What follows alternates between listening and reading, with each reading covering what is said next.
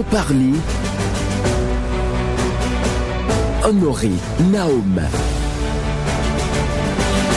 Bonjour à toutes et à tous, c'est l'heure de la dominicale de vérité franc-parler de Radio Cotonou. Nous émettons de Sikekoji sur la 94.3 et bienvenue à vous. Malgré les réformes du système partisan qui prône le regroupement des partis dans de grands ensembles, l'administration publique de notre pays ne cesse de recevoir de dossiers de constitution de nouvelles formations politiques. La complexité des procédures administratives n'émousse en rien la détermination des hommes et femmes qui portent une vision pour la nation Bénin. Ce dimanche, nous prenons siège au parti Pierre Angulaire pour un Bénin uni et développé, PABUD. Nous accueillons pour vous le président de ce creuset politique qui, pour percer, bien entendu, cette alternative politique qui fait sa marche depuis le 7 juillet 2024. Restez avec nous jusqu'à la fin de ce plateau pour saisir l'idéologie prônée et l'ambition pour les élections générales de 2026. Monsieur Simplice Dossou, vous êtes le président du parti Pierre Angulaire pour un Bénin uni et développé, PABUD. Bonjour à vous. Bonjour monsieur le journaliste.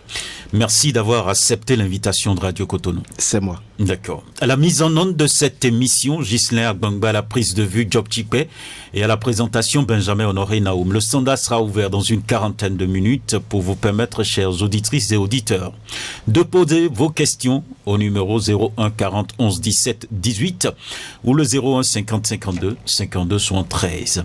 Vous pouvez aussi déposer vos questions via WhatsApp sur le numéro le 01 50 52 52 73. Voilà. Merci. Et nous vous retrouvons, monsieur Simplice Dossou, à nouveau. Bonjour. Bonjour, monsieur le journaliste. D'accord. Je vous reçois sur ce plateau en tant que, bien entendu, politique. Je vous sais également écrivain. Mais je voudrais d'abord savoir, sur le plan profil, pour mieux vous connaître, qu'est-ce qu'on doit retenir de Simplice Dossou? On peut retenir simplement que je suis aussi un consultant de l'Évangile. D'accord. En dehors de ça, il y a d'autres casquettes qui sont là. Et en matière d'auditeur comptable financier, Okay. Il y a aussi le système éducatif où j'ai la vocation dans ce domaine. Donc, en bref, nous avons plusieurs chapeaux, mais on ne peut que dire gloire à Dieu, car c'est une grâce. D'accord. Merci. Merci beaucoup à vous. C'est vrai que le jour où j'ai entendu votre nom, j'ai pensé à l'ancien ministre Simplice Dossou. Effectivement. Vous le connaissez? Je le connais très bien, D'accord. Membre de la famille ou bien? Non, pas du tout, on n'est pas membre de la famille du tout. Pas du tout. Ok, c'est curieux ça. C'est vraiment curieux. Peut-être que c'est aussi une prophétie. Effectivement, oui, tout est possible. Tout est possible. Tout est possible. Oui. Voilà, merci beaucoup à vous pour le fait de planter le décor sur cette émission. Je le disais, vous êtes le président du parti Pierre Angulaire pour un Bénin uni et développé. D'abord, qu'est-ce qui justifie votre engagement politique? Merci beaucoup pour cette opportunité et qui est offerte à notre modeste personne. Et vous savez, on ne peut que dire que ce pays dans lequel nous sommes, cette nation béninoise, c'est une nation qui fait rayonner sur plusieurs plans et ça nous motive davantage à mettre tout en œuvre pour faire rayonner encore ce pays à travers nos actes forts. Vous voyez. Donc, dans l'arène politique, après un diagnostic bien posé, on s'est dit il faudrait que éventuellement ceux-là qui animent la vie politique soient retrouvés sur une piste de noblesse, ceux-là qui animent le monde politique soient rayonnés autrement à travers certaines pratiques, certaines valeurs de l'être humain. Donc tout ça là nous a motivés. On s'est dit, dans l'arène politique, il faut aller avec un cœur pour pouvoir montrer aux gens que cette image que l'homme a de la politique n'est en réalité pas cette image où on sous-tend que la politique c'est des coups bas, la politique c'est le mensonge, la politique c'est si, non. Il faut véritablement montrer que la politique c'est réellement la vérité, la politique c'est la lumière, la politique c'est la bonne gouvernance, la politique c'est la gestion axée sur l'être humain qui est vraiment en amont et en aval le précieux facteur vous voyez. Donc c'est cette raison-là qui vous a motivé Il y a d'autres raisons qui sous-tendent notre motivation. Je pense qu'en évoluant dans l'émission, nous allons essayer de décrypter toutes ces valeurs et toutes ces raisons qui nous motivent à faire notre chemin dans l'arène politique. D'accord. Alors, vous êtes levé un jour, vous avez dit, bon, véritablement, il faut apporter quelque chose de nouveau, donc à la vie politique de notre pays, le Bénin, mais vous avez sur le terrain, bien entendu, plusieurs formations politiques, de grands ensembles et autres. Rien ne vous a séduit, c'est ça ? Merci beaucoup. C'est une alternative, une remarque que vous aviez faite. Oui. Nous avons des grands ensembles et c'est ce que le système partisan prône d'aujourd'hui. Et ça ne veut pas dire que rien ne nous a séduit. Il y a des qualités et il y a aussi des faiblesses que nous avons constatées. Et avant de s'engager, avant de s'aventurer dans quelque chose, il faut s'assurer aussi de la vision de cette chose, vous voyez. Et jusqu'à présent, nous n'avons pas encore, et de façon directe et de façon palpable, touchable, concrète, nous n'avons pas encore des preuves tangibles que si nous nous aventurons dans les partis qui existent, nous aurons éventuellement à mettre en œuvre la révélation que nous avons reçue, la vision que nous avons.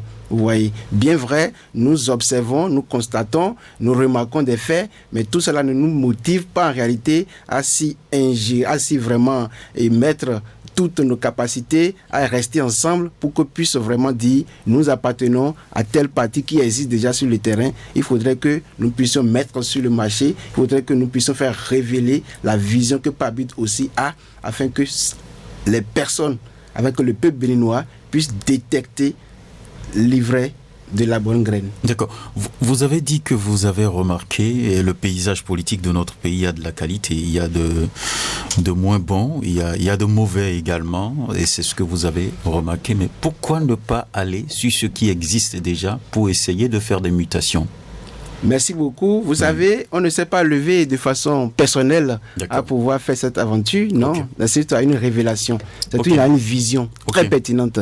Et la vision que nous avons, la révélation que nous avons, jusqu'à présent, nous n'avons pas encore eu d'autres révélations qui nous obligent, qui nous imposent à vraiment insérer tous les partis qui existent. Cela ne nous dédouane pas. Cela ne nous dit pas que dans l'avenir, on ne pourra pas le faire. Mais jusqu'à présent, nous avons déjà cette révélation qui nous dit mettez sur le marché, témoignez votre puissance que vous avez, faites révéler ça au peuple béninois afin que ce peuple puisse réellement être vraiment au centre de ce que nous voulons dire, de ce que nous voulons faire pour pouvoir décider de tout ce que nous voulons dire. Alors, cette option, est-ce que d'une manière ou d'une autre, c'est pas une stratégie qui consiste en quelque sorte à balayer de revers de la main les réformes politiques qui sont en cours dans notre pays ? Du tout pas. Nous ne sommes pas là, en fait, pour balayer de revers de main, du tout pas. Et non, c'est ça. Vision portée par le chef de l'État qui est là, bien entendu, avec un certain nombre de citoyens de ce pays, c'est qu'on puisse faire en sorte de fédérer les énergies pour ne plus avoir de micro-partis politiques. Mais vous venez encore, et là nous sommes en 2024, le 7 juillet 2024, où vous vous réunissez encore pour créer un autre parti politique. Est-ce que ça ne pose pas problème ? Ça ne pose pas un problème, monsieur le journaliste, parce que déjà même la vision que nous avons, il faut que les gens puissent d'abord comprendre ce que nous avons. Notre idéologie, nos objectifs, nos missions, et puis notre vision a fait décrypter au peuple béninois. Et qu'est-ce qui prouve même qu'à travers ce que nous avons, les partis qui existent ne puissent pas dire ceux-ci, ils ont la vérité, on peut les suivre. Rien ne prouve. Bien sûr, rien ne prouve. Donc vous comptez après avaler d'autres partis, c'est ça ? Bien sûr, nous avons cette confirmation, nous avons cette confiance en nous que tout ce que nous allons mettre en œuvre pourrait même permettre aux partis qui existent de dire restons ensemble avec ceux-ci. Donc, vous ne rejetez pas cette vision de faire de grands ensembles. On ne rejette du tout pas cette vision de faire de grands ensembles. Du tout pas. Nous ne rejetons pas. D'accord. Merci beaucoup à vous. Nous poursuivons cette émission avec vous et je voudrais donc m'attarder un peu sur la dénomination même de votre parti politique. C'est bien sûr, comment dirais-je, je me retrouve rapidement dans mes notes. Voilà. Donc, votre parti, c'est bien entendu Pierre Angulaire pour un Bénin uni et développé, Pabut. La dénomination vient d'où ? Merci beaucoup, c'est une bonne question. Qu'est-ce que cette dénomination cache? Cette dénomination cache beaucoup de choses. On y va. Parce que vous savez, quand on prend l'être humain, d'abord même nous qui sommes des êtres humains, le nom qu'on donne à une personne a une signification. Le nom qu'on donne à une personne a une importance. Ça va être très indispensable. Et de par notre nom, par exemple, lorsqu'on est dans un marché et on appelle quelqu'un de par son nom, il va freiner. Ça veut dire que le nom, ça a vraiment une puissance. Donc, si nous disons pierre angulaire pour un Bénin uni et développé, ce n'est pas un hasard. Je dis toujours que c'est une révélation. Et cette révélation est basée sur des principes de vie. Vous voyez, la pierre angulaire, une maison qui est bâtie sur un roc ne s'écroule jamais. Une maison qui est bâtie sur un roc, quelles que soient les tempêtes, quelles que soient les intempéries, les torrents, elle ne s'écroule jamais. Une nation qui est bâtie sur une pierre angulaire, cette nation ne peut jamais et en aucun cas s'écrouler. Vous voyez, quelles que soient les tempêtes, elle va toujours résister. Elle va toujours exister. Elle va toujours témoigner son existence physique en tant que nation et son existence spirituelle. Et on dit, pierre angulaire pour un Bénin uni et développé. Donc on n'est pas unis. Vous, jusqu'à présent, vous avez vu que nous, on n'est pas unis, c'est ça? On ne dit pas que nous ne sommes pas unis. D'accord. Mais s'il y avait unité, nous voulons vraiment enrichir l'unité. D'accord. Quand on dit unité, c'est quoi? C'est de parler le même langage, avoir la même vision, avoir les mêmes objectifs. Mais est-ce que ce n'est pas une utopie?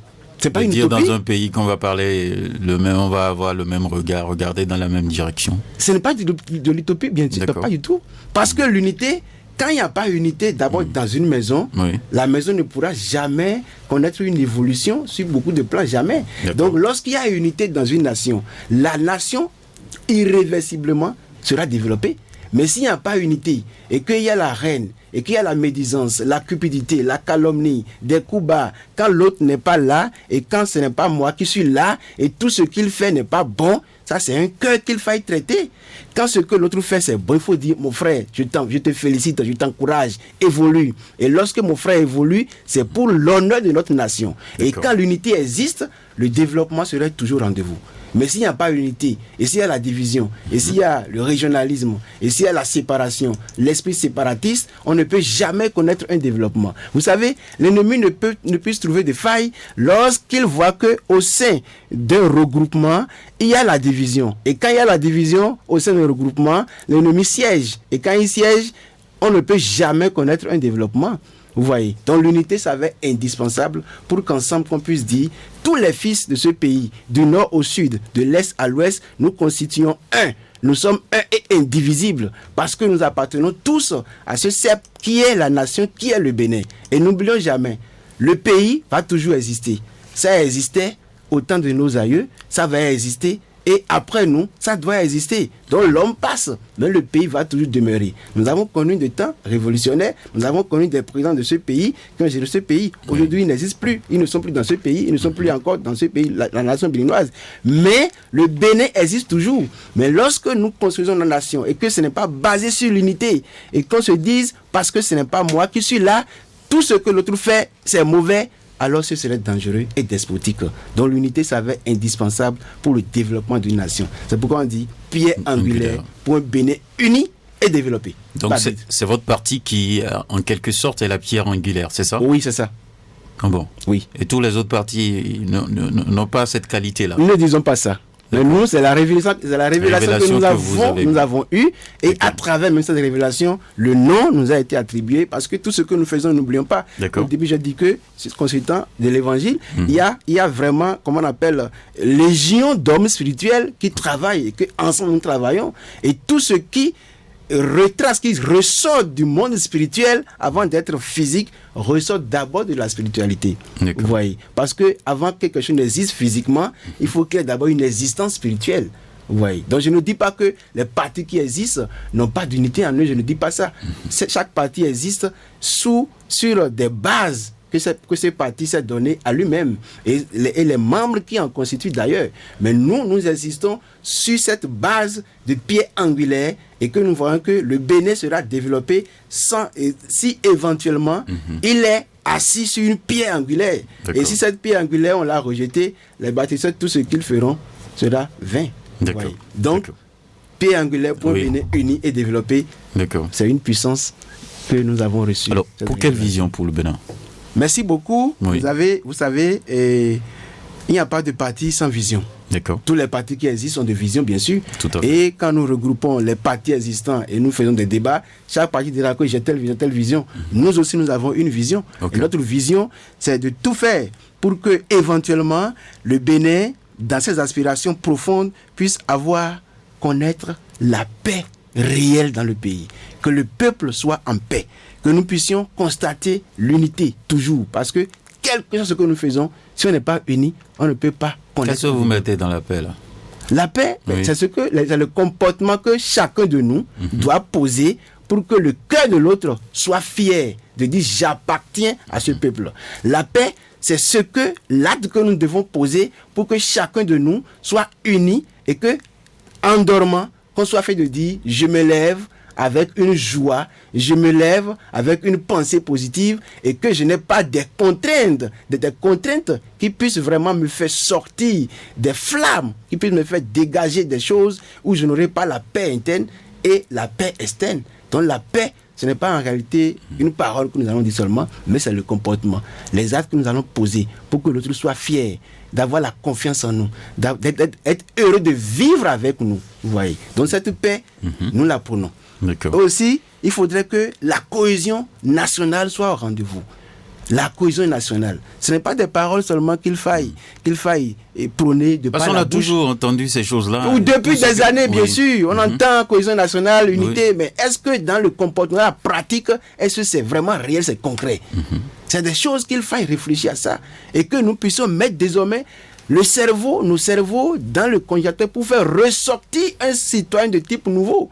Pour qu'on sente que oui, celui-ci, quand on est avec lui, on a la paix interne. Quand on est avec lui, on a la paix externe. Quand il est avec nous, on est heureux. Quand il est absent, on pleure. C'est ça la paix en réalité. Et quand vous donnez la paix autour de vous, c'est la bénédiction, c'est la couronne, c'est la gloire. Mais quand il n'y a pas la paix, et que dans une nation, il y a des troubles, dans une famille, il y a des troubles, supposons un exemple très simple. D'accord. Nous sommes des hommes. Oui. Je suis un homme, j'ai épousé une femme, j'ai des enfants, et l'homme que je sois, la femme que j'ai, ensemble dans la maison, on n'a pas la paix. Les enfants n'auront pas la paix.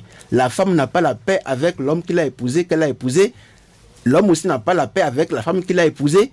Ça veut dire que le foyer sera despotique. Et le foyer sera exposé aux œuvres, aux pratiques de l'ennemi. Vous voyez. Donc la paix, mais quand il y a la paix, même si on n'arrive pas à trouver à manger, on est fier. C'est ça. Vous voyez. Mais quand il n'y a pas la paix, ce n'est pas la peine. Vous voyez. Donc nous prenons la paix, la cohésion nationale, la dignité. Lorsqu'on sait que on appartient à ce pays et que ce pays, c'est le seul patrimoine que nous avons en commun, il faut poser des actes de dignité. Comment faire pour ne pas détruire l'image de ce pays? Quand nous mettons ce pays, quand nous détruisons ce pays, on ira où? On aura quel pays en appartenance? Aucun. C'est le seul pays que nous avons. Donc, si tel est le cas, il faudrait que nous posions des actes de dignité. Il faut que nous cherchions la bonne réputation. Ce n'est pas parce qu'on est dans la politique, dans l'arène politique, qu'il faut ternir l'image de l'autre. Non, du tout pas. Et ce sont des pratiques-là que nous constatons. Et ça ne développe pas une nation. Pas du tout. On est sur le champ politique. Il ne faut pas monter des choses, des paroles grossières, des mensonges, des montages, pour dire tout ce que l'autre fait. On paye tout en noir et on sait que c'est ce qu'on dit, on sait que c'est du faux. Mais on essaie d'argumenter par des faux encore. Là, il n'y a pas la paix. Quand l'autre entend, il dit, mais ça là, ce n'est pas réel. Ça n'existe pas. Donc votre vision, c'est de corriger tout ça. C'est de corriger pour qu'ensemble, qu'on puisse témoigner la dignité que nous avons. D'accord. Lorsqu'on est à un poste de responsabilité, et à ce poste de responsabilité, toi qui es le responsable, tu n'es pas digne. Tu ne poses pas des actes de dignité. Tes collaborateurs ne pourront pas aussi poser des actes de dignité. Mais si la tête est une référence, tous ceux qui, sur cette tête, seront aussi une référence. Vous voyez, donc la dignité, c'est très capital et nous la prônons. L'intégrité, la justice et aussi le progrès social et la solidarité. Tout ça est porté c'est porté par quelle idéologie? Ça, c'est une idéologie et comment on appelle, qui est basée sur social-démocratie. Ah bon? Bien sûr, parce que nous disons aussi quoi? Comment faire pour imprimer, consolider, enrichir les valeurs cardinales de l'être humain à travers un référentiel moral, d'éthique, de civisme. Et lorsque nous avons tout ça là en nous, nous pensons que le développement sera au rendez-vous. Parce que, n'oublions pas quelque chose, on peut tout faire, on peut tout construire. L'homme est encore là pour détruire tout. Donc si l'homme qui devrait être au centre n'est pas bien éduqué, n'est pas bien formé, n'est pas bien moulé et sorti d'un laboratoire pour savoir que le pays dans lequel j'ai eu la grâce d'exister, il faut que je fasse tout possible pour que ce pays soit développé, l'homme pourra tout détruire. Vous voyez. Donc c'est d'abord l'être humain. L'être humain, il faut vraiment travailler l'être humain pour que lorsqu'il sera grand, il sache que le pays dans lequel je suis, ce pays m'est cher. Et c'est pourquoi dans notre société, nous avons une rubrique, et l'un de nos piliers, nous avons dit comment faire pour que nous puissions aider les femmes enceintes, construire des centres, et lorsque la femme est en état, depuis la conception, qu'il ait une orientation, qu'elle ait un accompagnement, pour que déjà qu'elle sache que l'enfant que je porte, ça appartient à ce pays, et que déjà des traitements psychologiques soient faits sur cette femme, et que l'enfant qui va naître aussi puisse avoir des temps, des moments d'accompagnement, d'orientation, et de par là même, on va permettre aux jeunes qui sortent de nos universités en psychologie de pouvoir être embauchés. Vous voyez, ces centres par exemple vont permettre aux femmes en état de savoir que nous voulons naître des gens qui sont appelés à construire le pays. Mais si tel n'est pas le cas, et que nous n'avons pas mis en œuvre des stratégies pour cadrer ces choses, vous pouvez faire naître des gens aujourd'hui, dans 50 ans, il est prêt à détruire tout. Dans 20 ans, il est prêt à détruire tout.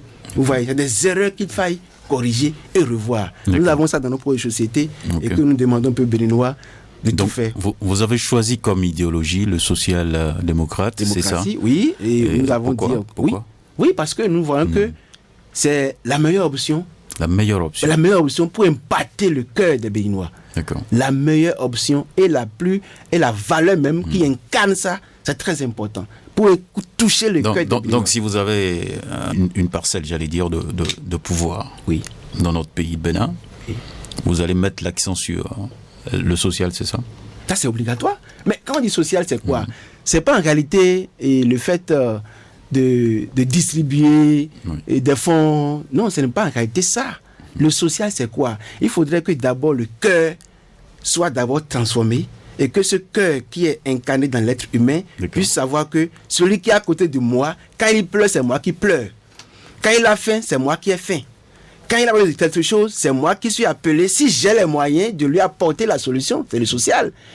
Il y a les orphelins dans ce pays. Il y a des gens qui, de jour en jour, réfléchissent et ils demandent qu'est-ce que je vais manger durant la journée, pendant la journée. Et ils réfléchissent à ça. Et moi qui suis à côté, je vois que j'ai la possibilité d'apporter mon soutien. Je le fais, c'est le social. Comment faire pour qu'ensemble, dans un brassage d'unité, dans un brassage national, le bien qui m'appartient plus, mais ça nous appartient, c'est le social. Et ça, pour en arriver là, il faut d'abord traiter l'esprit. Il faut d'abord traiter la mentalité de l'être humain. Parce que si on ne traite pas ça, c'est ça qui constitue les déséquilibres que nous voyons au sein des nations. D'accord. Si on prend votre parti politique aujourd'hui et qu'on vous pose la question, le parti, je le rappelle bien, pierre angulaire pour un Bénin uni et développé. Alors, quelles sont les valeurs qu'on peut aujourd'hui attribuer, bien entendu, à votre formation politique? Merci beaucoup et nous vous remercions infiniment pour la sensibilité de cette question. D'accord. Vous savez, en matière de valeurs qu'il faille prôner au sein de notre parti politique, il y a l'amour. Si nous n'avons pas l'amour... On ne s'aime pas beaucoup au Bénin, c'est ça? Je ne dirais pas ça. Monsieur le journaliste, je ne dirais pas ça. Mais nous voyons, nous entendons, nous constatons, nous observons. C'est à nous de tirer la conclusion. Est-ce qu'à l'étape actuelle, l'amour est véritablement existant dans ce pays? C'est à nous de... Chacun est appelé à tirer la conclusion. D'accord. Vous voyez. Donc il y a l'amour. Il y a aussi quoi? La charité, l'esprit de discernement. C'est ça qui bouleverse beaucoup de nations. De nos jours. Le siècle que nous traversons aujourd'hui, on ne peut pas vivre ce siècle sans avoir l'esprit de discernement. Si vous n'avez pas l'esprit de discernement, vous ne saurez pas qui est qui. Mais si vous êtes incarné par l'esprit de discernement, vous saurez qui est de la bonne graine et qui est de l'ivraie. Donc, il y a l'esprit de discernement que nous devons prôner comme une valeur cardinale au sein du parti. Et nous voulons, si nous prenons par exemple... Qui donne ça? Qui donne cet esprit? Mais il faut d'abord travailler à ça. Et celui qui donne, il est disponible pour le faire. Ah, d'accord. Bien sûr. On y va. On aura le temps d'en parler davantage. D'accord. Si nous prenons les bénévoles que nous sommes, si chacun de nous avons un esprit de discernement, je nous assure, le pays sera construit autrement. D'accord. Vous voyez. Donc c'est une valeur que nous insistons et nous avons l'obligation de prôner. L'esprit de partage, c'est aussi une valeur. Si tu n'as pas ça, on ne peut jamais le mettre en application. Quelqu'un qui n'a pas le don de partage, il ne peut pas l'exprimer, il ne peut pas le concrétiser. C'est pas pour ça qu'il faut tout donner. Non, pas tout donner, ça je reconnais ça, pas tout, quand on donne tout, qu'est-ce qui va exister? C'est trop facile de dire, bon, il faut que lui soit généreux alors que bon, la non, c'est pas la générosité, c'est pas la générosité, puis surtout que nous allons essayer de dire, c'est ça qui est prioritaire. Quand tu donnes tout, qu'est-ce qui va exister? Il faut qu'il y ait quelque chose qui existe d'abord. Vous voyez. Donc, mais il faut que nous puissions savoir que l'esprit de partage, c'est très important. Si nous n'avons pas l'esprit de partage, ce n'est pas bien. Vous voyez. C'est des valeurs qu'il faut prôner. Il y a aussi quoi? La détermination, le courage, l'abnégation, le pardon. Vous voyez. Il faudrait que ces valeurs, qu'on les constate dans la pratique humaine. Il faut qu'on se pardonne. Ça, là, c'est clair, c'est la moindre des choses. Dieu qui a créé les cieux et la terre. Oui. S'il lui dit, bon, l'être que j'ai créé, je vais tourner mes regards sur l'être, ce sera détruit, ce sera calciné en seconde. Vous voyez. Donc, le pardon, ça existe. Et il faudrait que nous tous, nous puissions avoir cette pensée que le pardon existe et qu'il faille mettre en application, mettre en œuvre. Et aussi, que celui que tu veux pardonner soit aussi fier de dire, je reconnais que j'ai posé des actes qui ne sont pas dignes. Pardonne-moi. On ne pardonne pas en l'air. Le pardon sur un processus, sur des principes de la vie, sur des lois. Et des lois, c'est des lois naturelles. Sinon, le pardon serait un péché, comme le dirait l'autre. Je n'enrichis pas ça, je ne consolide pas ça. Ah, d'accord. Oui, merci beaucoup. Ouais, donc, il y a aussi l'honnêteté, la loyauté, la sincérité. Quand on n'est pas honnête, ça veut dire qu'on n'a pas de valeur à prôner. Et une nation, pour que la nation puisse rayonner, s'inscrit dans le labyrinthe des grandes nations, il faut que tous ses fils soient des fils loyaux. Il faut qu'il y ait l'honnêteté, la loyauté. Et quand il y a la trahison, ça, c'est le mur que l'ennemi utilise pour pouvoir détruire.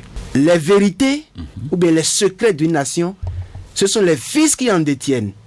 Et pour que l'ennemi puisse en saisir, il faut qu'il y ait parmi ses fils quelqu'un qui puisse trahir et puisse filer la mèche. C'est ça qui va permettre à l'ennemi de pouvoir s'infiltrer. Mais quand il y a la loyauté, il y a l'honnêteté, il y a l'unité, la cohésion nationale, l'ennemi n'aura plus de place. Et nous avons des ennemis à combattre pour que le Bénin puisse réellement développer. Vous avez des ennemis? Bien sûr. Quel ennemi vous avez? Quand on dit ennemi, ce n'est pas les personnes que nous voyons qui ont des affaires politiques, c'est pas ça. Non. Quand quelqu'un a des affaires politiques, ce n'est pas un ennemi en réalité. Ah oui. Actuellement, maintenant, nous avons des situations dans le pays où ça nécessite encore plus de concentration, plus de cohésion nationale. Nous sommes dans un pays où un jour ou un autre, on se lève, on entend qu'il y a des équipes qui viennent pour tuer nos frères. Mais ça, c'est un ennemi commun que nous avons. La pauvreté, c'est un ennemi commun. Vous parlez là des djihadistes, c'est ça? Bon, ça c'est vous qui avez le mot. Ah bon. Vous avez peur d'utiliser le mot, c'est ça? Non, du tout pas. On sait que les djihadistes existent et qu'ils font la terreur dans le pays. Vous voyez. Maintenant, nous avons l'obligation d'être unis pour combattre ça. Ça, c'est un ennemi, par exemple. La pauvreté, c'est un ennemi. Il faut combattre. Que chacun de nous soit à l'aise et heureux pour dire, j'appartiens à ce pays. Dieu nous a fait la grâce. Le pays, le Bénin que nous avons, c'est un pays béni. C'est un pays béni. Et ce que la tendance que nous voyons dans la sous-région, dans le monde entier, nous demandons toujours à Dieu qu'il nous épargne afin que la paix puisse régner tout dans ce pays. Qu'il nous épargne afin que les gouvernants qu'il a choisis pour un temps donné puissent jouer convenablement à leur mission, puissent vraiment accomplir leur mission pour que la paix puisse régner. Vous voyez. Parce que nous n'avons pas d'autres pays. S'il y a quelque chose dans ce pays, on ira où? C'est le Bénin que Dieu a voulu que nous soyons dans ce pays. Donc faisons tout pour conserver ce patrimoine commun que nous avons. D'accord. Par les valeurs que nous devons prôner. Voilà. D'après votre projet de société, transcrit dans le document que j'ai en main ici, Vous comptez mettre en œuvre le modèle des 5 E pour le développement du Bénin. Que cache ce modèle? Merci beaucoup. Et dites-nous davantage. Davantage, merci. Oui. Le modèle des 5 E, c'est un modèle que nous avons transcrit et nous voulons prôner ça au sein de toute la classe politique, au sein du peuple entier, que tout le peuple soit informé de ce modèle. Quand on dit 5 E, le premier E, c'est l'estime. L'estime personnelle, l'estime pour le pays et l'estime pour son peuple. Lorsque je n'ai pas l'estime personnelle, l'estime pour le pays, je dois être fier de mon pays. Fier de mon pays. Je dois être fier de moi-même. C'est très profond. C'est une âme très efficace. Lorsqu'on n'a pas l'estime en soi, lorsqu'on n'a pas l'estime pour le pays, lorsqu'on n'a pas l'estime pour le peuple, on considère le peuple comme un problème. Alors comme un ennemi. Comme un ennemi. Alors qu'en réalité, il faut considérer comme un client qu'il faille traiter autrement. Lorsque j'ai tous les diplômes, j'ai tous les certificats, je parle toutes les langues et je n'ai pas l'estime en moi-même, je suis à l'image de raisin, cymbales qui résonnent, d'airain qui résonnent. Je n'ai pas de valeur, je n'ai pas de sens. Vous voyez. Mais lorsque j'ai l'estime en moi. Je suis comme un fuguier. Vous voyez. Lorsque j'ai l'estime en moi, lorsque j'ai l'estime personnelle, l'estime pour le peuple, l'estime pour le pays, je sauvegarde les biens de ce pays. On me met à un poste de responsabilité. Ce qui est pour le pays, c'est pour le pays. Ce qui est pour moi, je le sais. Comment faire pour éventuellement savoir que l'intérêt du pays, l'intérêt du peuple doit primer mon intérêt. C'est l'estime. Vous voyez. Nous voyons beaucoup de choses dans ce pays. On se pose la question. Est-ce que des gens aiment réellement ce pays? On se pose beaucoup de questions. Le pays que Dieu a permis que je sois dedans, que j'appartiens à ce pays, je dois tout faire pour témoigner mon estime à ce pays. Voilà le premier E. Et s'il n'y a pas d'estime, ça veut dire qu'on ne peut jamais connaître le vrai développement. Vous voyez. Et quand on parle d'estime, et je viens de dire, il faut avoir de l'estime pour l'avenir de son peuple. Et non de l'estime pour l'avenir du pouvoir présent. C'est la grande différence. Estime pour l'avenir de son pays. Et non de l'estime pour l'avenir personnel. Bien vrai, pour que le peuple puisse vraiment connaître un développement, ça passe par le développement personnel de chacun de nous. Vous voyez, vous êtes là, vous avez des compétences en vous, vous avez des talents en vous. Chacun de nous, on a des talents. Mettons ça ensemble dans un climat d'estime pour faire développer le pays. Voilà le premier E. D'accord. Le second E, c'est l'éducation. Et comme l'a dit Nelson Mandela, l'éducation, c'est l'âme la plus puissante pour changer le monde. Lorsque une nation, les dirigeants d'une nation relèguent au second rang l'éducation, c'est l'ignorance qui règne. Lorsqu'on pense que l'éducation coûte cher, c'est l'ignorance qui règne. Lorsqu'on ne priorise pas l'éducation, ça veut dire quoi? Qu'on veut prioriser les pratiques ténébreuses, qu'on veut prioriser l'incivisme, qu'on veut prioriser les actes qui n'honorent pas. Mais lorsqu'on met l'éducation au premier plan, et on sait que même à travers le budget national, qu'on peut laisser une caillotte jusqu'à 40% pour le système éducatif, je vous assure, il aura vraiment une transformation radicale. Parce que n'oublions pas, l'éducation, c'est basé sur des personnes qui sont appelées à mettre en œuvre le système éducatif. Vous voyez. Et on ne peut, à ce jour, on ne peut pas jeter de pierre à la gouvernance pour dire que le système éducatif n'est pas traité. Les efforts ont été consentis, mais tant qu'il reste à faire, rien n'est encore fait. D'accord. On va aller sur le troisième point. Le troisième E, c'est l'énergie. C'est le carburant, c'est l'essence même. Vous voyez. Et sans énergie, il n'y a rien. Sans énergie, il n'y a rien. S'il n'y a pas d'énergie, on ne serait pas ici. C'est ça. Les auditrices et les auditeurs ne pourront pas nous écouter. Voilà. Même les iPhones que nous utilisons, sans énergie, il n'y a pas ça. Comment faire pour que le Bénin soit indépendant, soit vraiment véritablement indépendant de l'énergie. Voilà. Nous avons proposé une stratégie, vous voyez, pour que nous ayons de façon considérable l'énergie au plan national, à travers même l'homme que nous sommes. Nous avons proposé par exemple la transformation des excréments humains, l'industrialisation. C'est une puissance, c'est un modèle très fort. Pour avoir quoi? Pour avoir l'énergie. Bien sûr, à travers ça, nous aurons l'énergie, ça va nous permettre aussi de booster l'agriculture. On sera même exportateur de biogaz à travers l'excrément humain. Il suffit de mettre tout en œuvre pour que nous puissions industrialiser. Nous avons des ingénieurs dans le pays. Ce que je dis, ceux qui le savent, ils le savent. C'est ça. Vous voyez. Donc l'énergie, c'est très important. Et pour en arriver là, qu'on ne puisse plus dépendre d'autres pays énergétiques, nous avons les moyens nécessaires pour en arriver, bien sûr. Donc l'énergie, voilà aussi le troisième E. Le quatrième point. Le quatrième point E, c'est l'entrepreneuriat. On parle de la pauvreté. Le contraire de la pauvreté, c'est la richesse. Et qui crée la richesse? Ce sont les hommes. Les entrepreneurs, les hommes.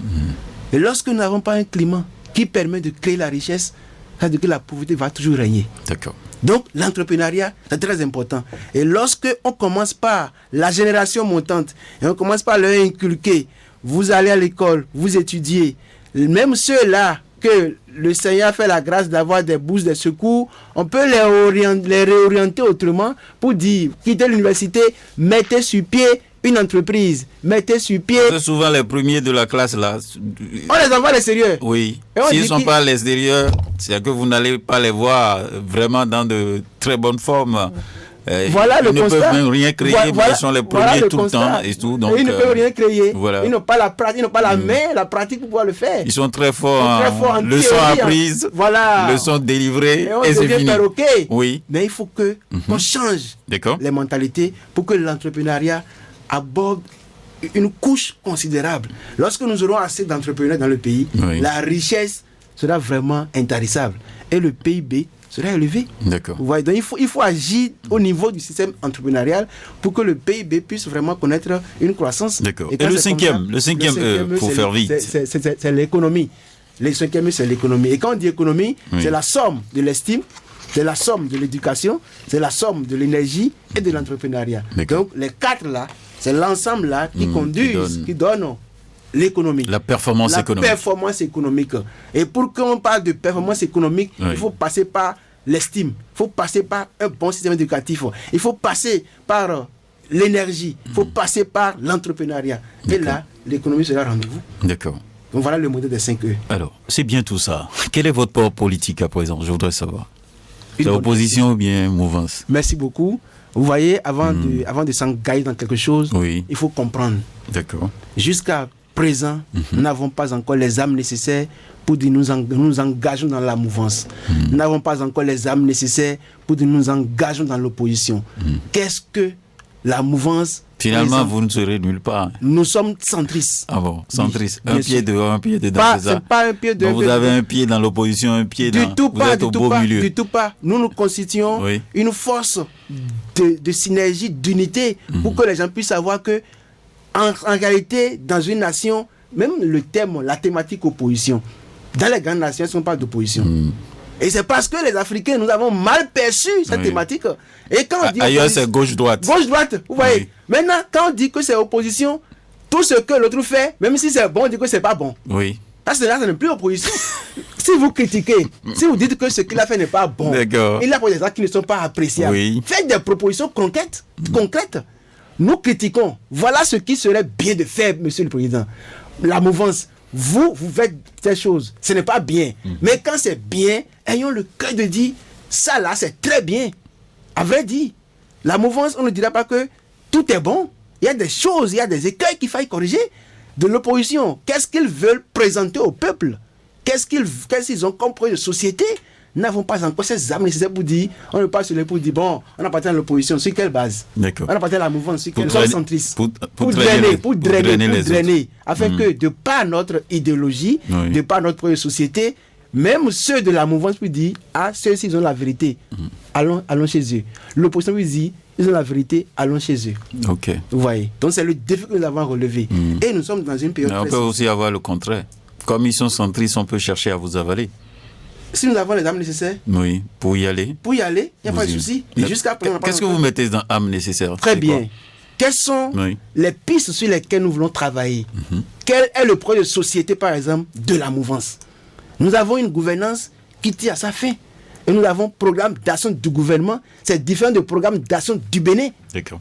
Ça veut dire que le gouvernement peut passer la belle preuve. Nous avons connu le temps du régime Yahi. C'est déjà fini. Bientôt, les 10 ans de la gouvernance actuelle, on sera aussi à la fin. Et qu'est-ce qui est réservé pour demain, pour la gouvernance politique demain? Seul Dieu le sait. D'accord. Seul Dieu le sait.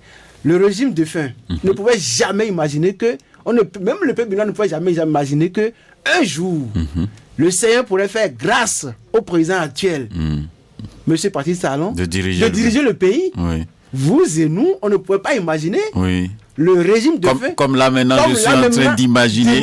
Qu'est-ce qui prouve que après le régime actuel, celui qui viendra, ça ne serait pas Simplice Dossou, c'est ça? Qu'est-ce qui le prouve? Rien ne le prouve. Alors, que sera aussi M. Naoum qui nous le prouve. D'accord, merci beaucoup à vous. Alors, comment vous avez pu organiser votre congrès constitutif? Comment vous avez pu mobiliser les gens? Ah oui, ça c'est un travail de fourmi qui a été fait. Ah bon? Oui, parce qu'on sait que les tests ont recommandé, de la rébellion ont recommandé que pour animer la vie politique, il ne faut pas se lever pour dire nous formons un regroupement sans existence juridique. Les tests ont voulu que chaque commune... Parce que c'est énorme. C'est énorme. Et quand on a les membres fondateurs. Bien sûr, nous avons fait ce travail. Quand on a déposé notre dossier de l'intérieur, on a déposé ça le 28 août 2024. Okay. Ils ont étudié. Et le 24 octobre 2024, le ministère nous a appelés par le biais de la direction des affaires politiques et on a eu une notification. Ils ont étudié le dossier. Ils ont dit qu'il y a des insuffisances qu'il faille corriger. On a eu l'assurance que tous les partis qui ont existé, lorsqu'ils ont déposé le dossier, ce n'est pas en un seul coup qu'ils ont eu le récépissé. Ça, c'est vrai. Ça, c'est vrai. Ça, il faut faire encore un travail de fond. Tout à fait. Il faut faire des recommandations qui ont été données, les corrections des insuffisances, avant de revenir maintenant pour recevoir le récépissé définitif. Et c'est à l'étape que nous sommes actuellement. On a fait un travail en amont, les dossiers ont été déposés, on a fait le congrès, et je passe par là pour remercier tous les militants, tous les hommes de Dieu, les pasteurs, les évangélistes. Ils sont aussi dedans? Plein. Nous avons une force avec nous. Nous avons une puissance avec nous. Ah bon? Ah oui, bien sûr. Et tous ils s'engagent politiquement? En fait, quand on dit politiquement, en fait, vous allez abandonner les églises non, finalement? Du tout pas. Ce n'est pas ça. Okay. La politique en réalité, c'est quoi? Pour bien faire la politique, il faut avoir la lumière. Pour bien faire la politique, il faut avoir la crainte de Dieu. La politique, même Dieu, c'est un véritable politicien au monde. C'est le meilleur démocrate au monde. Voilà. Donc, il a permis que dans chaque nation, nous ayons des temps qui viennent, la pluie qui tombe, ça tombe sur tout le monde. Voilà. Quand le soleil vient, ça descend sur tout le monde entier. Le Dieu, il est un meilleur démocrate au monde. D'accord. Vous voyez. Donc, quand on dit la politique, on pense que les hommes de Dieu, les pasteurs, les imams ne sont pas prêts pour la politique. Ça, c'est une mauvaise conception en réalité. D'accord. Supposons que au Parlement, nous avons des pasteurs au Parlement, des imams au Parlement, des clergés au Parlement. Ne pensez-vous pas que le pays ne sera pas reconstruit autrement? D'accord. Que les décisions, les lois ne seront pas votées autrement? Nous avons la conscience là. Faisons ça par exemple. Il peut y avoir aussi un risque. Lequel? Oui, que l'argent ne leur monte à la tête et les transforme. De tout pas. Quand on n'est pas esclave de l'argent et qu'on sait que l'argent n'est pas son maître et qu'on ne transforme pas le cerveau en ventre et le ventre en cerveau, on traite les choses autrement. D'accord. Vous voyez. Merci beaucoup. C'est moi. On va aller sur les élections générales de 2026. Qu'est-ce que vous comptez faire? Oui, et les élections qui viennent, ce qui va nous permettre de pouvoir s'imposer d'abord. Parce que d'abord, il faut prier pour avoir le papier d'abord. Oui, c'est pas seulement la prière. Quand tu pries, il faut être dans l'action, dans la prière. Voilà. Quand tu pries, il faut poursuivre ce que tu as demandé à Dieu.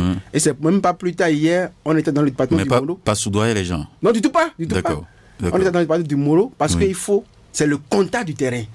Ce n'est pas parler sur les réseaux, parler sur les chaînes, ce n'est pas seulement ça. Voilà. Il faut aller véritablement toucher du doigt la réalité, ce que vivent les Béninois.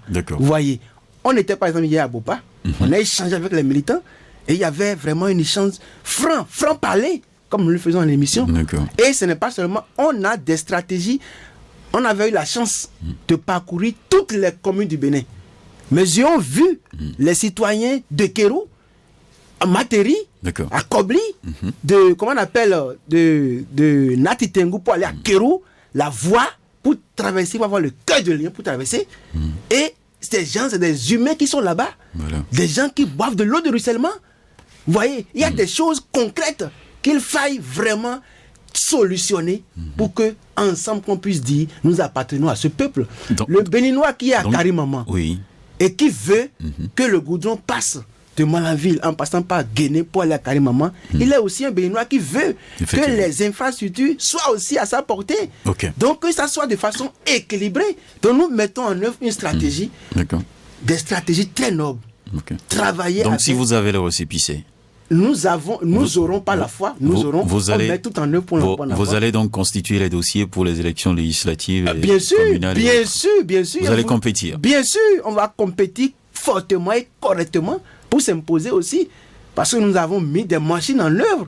Et vous savez, il y a des choses que je ne peux pas dévoiler ici, parce qu'on est dans l'arène politique. Effectivement. Si je décrypte tout, ça peut constituer encore des pièges où l'adversaire aussi pourrait passer pour faire beaucoup de choses, vous voyez. Donc nous avons nos stratégies en nous et nous savons où nous allons. Et cela m'amène à vous demander, mais quel regard vous avez sur la gouvernance de Patrice Talon? La gouvernance de Patrice Talon. Il vous séduit ou bien il vous repousse? À vrai dire, en fait, on ne peut pas dire que les qualités que l'homme la dégage pourraient pousser, repousser, non, du tout pas. Aucune créature humaine n'est parfaite. Vous voyez, à la gouvernance de Patrice Talon, il y a des choses, des actes qu'il a posés. Cet homme, je dis toujours, on peut ne pas l'aimer. Des actes forts, c'est ça. Des actes forts. On peut ne pas l'aimer, mais il faut aimer son cerveau. Ah bon? Ah oui. On peut son cerveau, vous aimez? Oui, il faut aimer son cerveau. Cette stratégie, d'une manière. Parce que c'est des choses qu'il faille chercher à connaître. À connaître et à comprendre. À collecter et aussi chercher à comprendre les failles, les faiblesses, les transformer, les mettre dans le congélateur pour faire ressortir des produits nouveaux. Vous voyez, c'est une gouvernance, à vrai dire, de façon sincère. Il a posé des actes qui ont vraiment honoré. De la même manière, et si nous voyons s'il y a des choses qu'il faille corriger, le temps qu'il lui reste, s'il pourra corriger, il peut le corriger. Parce que, je prends par exemple... Vous allez lui dire ça si j'ai en cassette ou bien publiquement? Il y a des choses qu'on ne dit pas publiquement à une autorité. Il y a des erreurs aussi que certaines personnes font. Voilà. Dieu l'a établi là. Jusqu'à présent, il est le président du Bénin. L'État suprême des armées, le premier magistrat du Bénin. Il est le président de la République. Et jusqu'à présent, son siège est encore là. Il faut le respecter. Tirer le coup de chapeau. Monsieur le Président, c'est Dieu qui vous a mis là. Actuellement, sans nous mentir en tant qu'humain, il est dans une situation où il a besoin plus de concentration spirituelle que d'accompagnement physique. Il lui faut des hommes capables de lui parler, de lui faire révéler des choses spirituellement que physiquement. Parce que même récemment, il a fait une sortie et il a dit beaucoup de choses. Et on voit, quand j'ai lu les choses sur les réseaux, j'ai décrypté, il se dit beaucoup de choses. Il y a bien des choses qu'il ne peut pas révéler au monde entier. Il a reconnu qu'il est souffrant actuellement. Et il faudrait qu'il y ait un encadrement spirituel. Et je dis toujours, l'homme peut trahir à tout moment. L'homme peut trahir à tout moment. Mais il y a quelqu'un qui demeure toujours fidèle. Et quelle que soit la nature de l'homme, lui ne trahit jamais. C'est qui? Je voudrais lui dire face à face. Je voudrais lui dire face à face. D'accord. Quand vous allez le voir. Oh, bien sûr. D'accord. Il ne trahit jamais. Il est toujours fidèle. Voilà. Dans les temps difficiles, dans les temps bons, il est toujours fidèle. D'accord. Pourquoi vous ne voulez pas nous confier ça sur ce plateau? Peut-être il est à l'écoute. Oui, s'il est à l'écoute, c'est très bien. D'accord. Je lui dis, il y a quelqu'un qui est toujours fidèle, c'est le Christ. C'est le Christ. Il n'abandonne jamais. D'accord. Merci beaucoup à vous. Alors, le président de la République, avant d'ouvrir l'antenne, parce que normalement je devais le faire depuis, mais je voudrais laisser quand même évoluer. On va rapidement dire quelques mots sur le refus du président de la République. Il dit non, votre affaire de 3e mandat, je suis pas dedans. Malgré toutes les gymnastiques possibles, il dit je ne suis pas dedans. Ça vous fait plaisir? Mais la constitution que nous avons dans le pays, la constitution l'a dit. C'est ça. Et même ce qui a été... Il dit même que la question l'agace. Oui, c'est normal. Ceux-là qui posent même cette question, si moi j'étais à sa place, j'allais dire, si vous entendez encore un Béninois qui dit... On le capture? La bouche, non, pas le capturer. Ah d'accord. Qu'on parle le capturer. Mais si déjà on entend que quelqu'un a été pris et il est sous les barreaux, parce qu'il a parlé du 3e mandat, la chose serait déjà épuisée depuis. Ça l'agace aussi. Et c'est vrai. Quelqu'un il a déjà plusieurs fois. Oui. Et vous voulez qu'il dise maintenant. Et la Constitution est claire là-dessus. On ne peut pas faire plus de 2 Un mandats. mandat à sa vie. Et pourtant, les gens, moi je ne sais pas, je ne comprends pas. Vous voulez lui faire de quoi? Ceux-là qui lui disent ça, Oui. après ils viendront dire, voilà, ils seront les premiers encore à le détruire. D'accord. Et Dieu merci, Oui. il a compris, il ne veut pas jouer à leur jeu. Et il a encore dit que ça l'agace, que cette question-là, que ça soit dans la poubelle. D'accord. Merci beaucoup à vous.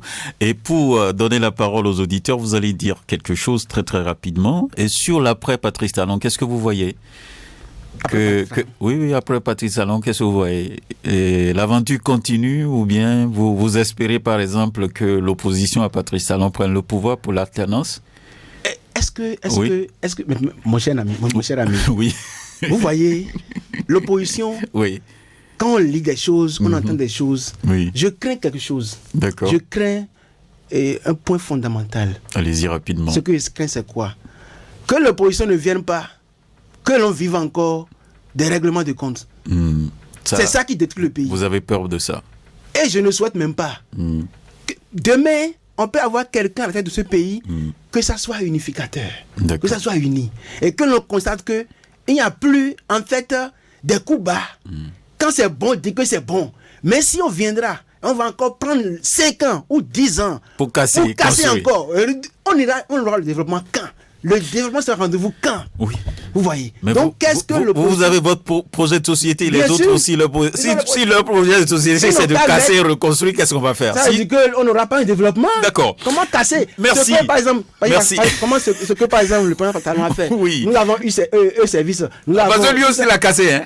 Non, en fait, il n'a pas cassé en réalité. Il n'a pas cassé. Il n'a pas cassé. Oui. Il y a des choses que quand on analyse, oui. en fait, c'est pour le développement du pays. Mais par contre, d'autres choses sont à corriger. Voilà. Maintenant, si ceux-là sont en attente et ils disent qu'on viendra pour lui faire ça, pour lui faire ça, on sera développé quand? Voilà, merci. On va donner la parole aux auditeurs à présent. Vous pouvez nous joindre. Oui, 01 40 11 17 18 ou le 01 50 52 52 73. Vous allez poser des questions à monsieur Simplice Dossou. Il est sur ce plateau. Il est le président du parti PABUID. Voilà, bonjour. Bonjour, monsieur Honoré Naoum. Oui, bonjour, monsieur. Votre nom? Idrissou Liamidi Koumayon. D'accord, nous vous écoutons. Bonjour, monsieur Dossou. Bonjour, mon cher. Comment allez-vous? Je vais super bien. Ok. Ce que je comprends dans le système de ce parti est noué et dénoué. Pourquoi monsieur Dossou ne peut pas nouer son parti à un ancien parti pour la réduction des résistants? Nous avons constaté que certains partis sont aliénés en perdant leur dignité et crier de troubles à l'ordre public. Où se trouve l'unité dont M. Dossou prône? Pourquoi tirer à boulet rouge sur les constats au lieu de contrôler les actions et faire des propositions pour le développement de notre nation? Qu'en dites-vous maintenant sur les difficultés que rencontrent les chauffeurs à Toulouse? Pourquoi interdire la livraison de soja? Je vous remercie. D'accord. À dimanche prochain. Merci. Merci à vous aussi. Bonjour. Monsieur, bonjour. Oui, votre nom. Wagnon, monsieur. D'accord. Je salue votre invité. D'accord, nous vous écoutons. Posons des actes de dignité. Nous ne devrions pas ternir l'image de l'autre. De belles citations. Vous êtes centriste. Dites-nous quel parti centriste nous avons encore au Bénin. Ensuite, votre parti, à vous entendre, à presque toutes les couches, surtout, je constate, je dirais, l'obédience religieuse. Et vous avez même dit que, en fait, vous trouvez que, bon, si on en avait à l'Assemblée, qu'ils auraient voté de très belles lois. Alors, Je voudrais alors dire, c'est parce que on n'en a pas effectivement que nous assistons à ce type de loi-là. Je finirai en disant à vous écouter, franchement, je doute de vous voir vraiment, en fait, de vous accepter centriste. Vous êtes honnêtement, franchement, pour moi, dans la tendance mouvement présidentiel. Pourquoi ne pas y aller carrément et rapidement, quoi? Parce que vous êtes franchement bon. Et c'est tous ceux qui sont de la mouvement sont aussi bons. Rentrez avec nous et puis on va se reposer. Bon dimanche. Voilà. Bon dimanche à vous aussi. Bonjour. Le boss, bonjour. Oui, votre nom? Esaïe Diossou. Nous vous écoutons. Merci beaucoup le boss. Bonjour mon invité. Bonjour monsieur Esaïe. D'accord. Et moi, je vais tout le sujet que mon boss, Benjamin Nahou a déjà donné, vous avez déjà décortiqué tout. Mais le dernier sujet là, c'est à cause de ça que moi, je sois appelé. Selon vous, et le boss a demandé que, et vous voulez que opposition ou mouvance, et vous l'avez donné sur une question que, et si opposition a venu maintenant, c'est que c'est de commencer par de casser les choses. Vraiment, je suis content avec vous. Ce que moi, il me le est que si l'État actuel peut céder place à la personne, que la personne peut finir ce travaux qu'il est en train de faire là, ça va nous faire beaucoup de peine. C'est pas que la personne qui va venir commencer à casser les choses, faire autre chose, c'est pas bon. Donc, moi, mon souhait est que actuel est présent. Vous voulez la continuité. Vous voulez la continuité de la gouvernance de Patrice Talon. D'accord. Voilà. Merci beaucoup à vous, Esaïe Diossou. Bon dimanche à vous. Nous allons poursuivre. Bonjour. Oui, bonjour. Oui, votre nom? D'accord. Vous avez votre radio allumée. Je vous prie de l'éteindre. C'est déjà fait. D'accord. Nous vous écoutons maintenant. Je remercie Simplice pour tout ce qu'il a eu à dire. Je voudrais lui rappeler que, étant parti politique, le but est de conquérir le pouvoir. Par contre, les composants, c'est-à-dire les membres dont il a parlé, à savoir les pasteurs et autres, devraient être de la société civile. Donc, la société civile n'a pas le pouvoir, ne doit pas conférer le pouvoir.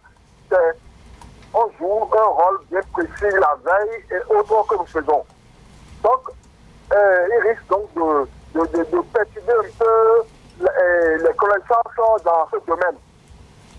Ensuite, comme préoccupation, je vais lui souhaiter bon vent pour tout ce qu'il a dit et qu'il sache chercher le bon grain de livret. D'accord.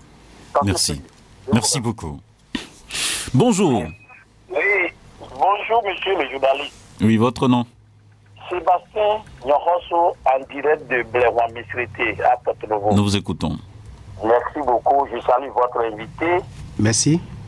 Et quelqu'un a déjà dit dans ce pays, quand on dit qu'on est de centristes, c'est parce qu'on veut embrouiller les gens.